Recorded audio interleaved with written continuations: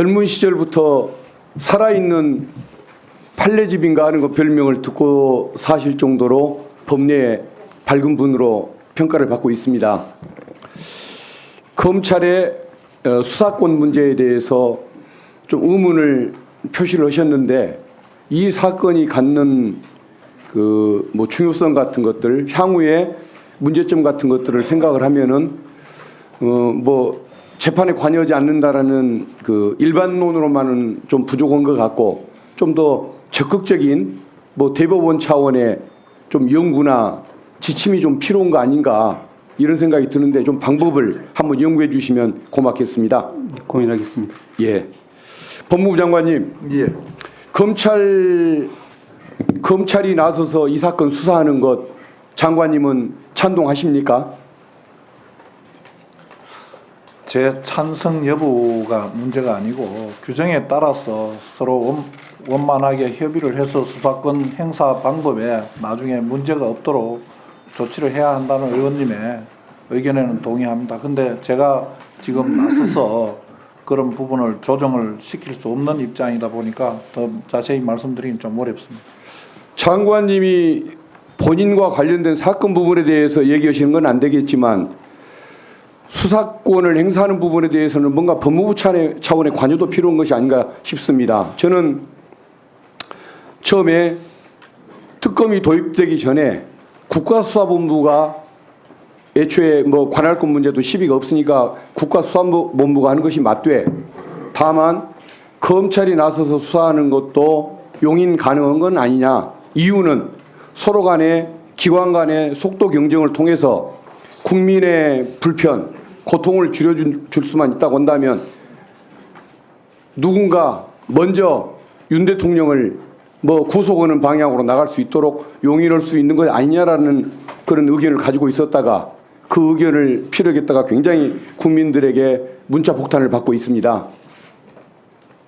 그런데 어제 그 특전사령관이 조사를 받고 와서 하는 그 얘기에 의하면 검찰이 윤석열 대통령보다 김용현 전 장관으로 책임자를 몰아가기 위해서 노력하는 것을 느꼈다라고 얘기를 합니다. 그러면 국민들의 그 불신, 우려가 현실화되는 측면이 있는 거 아닙니까?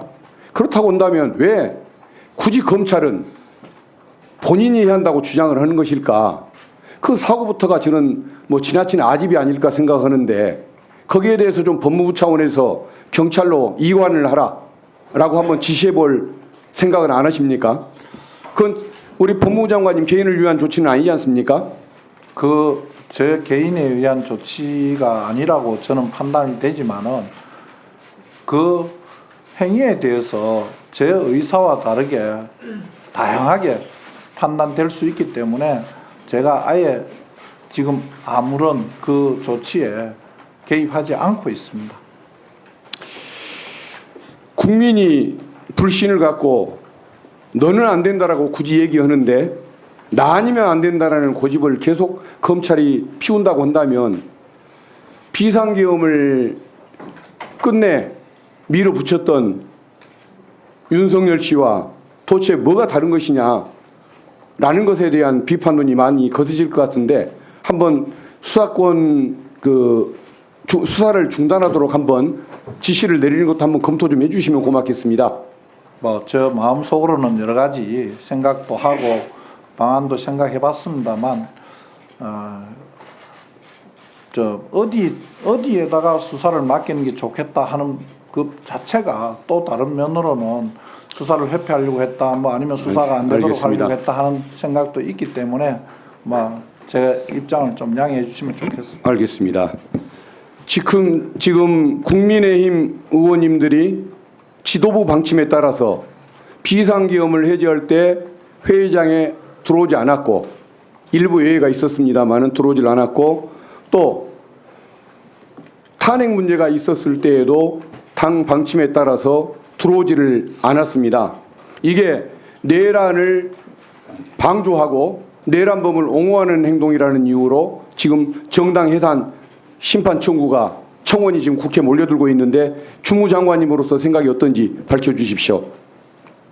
뭐 그건 제가 판단하기는 좀 제 권한을 넘는 것 같고 그런 정당 해산 청구가 도로고 그 정당 해산 청구에 대한 당부는 헌법재판소에서 결정할 일이 아닌가 생각을 합니다.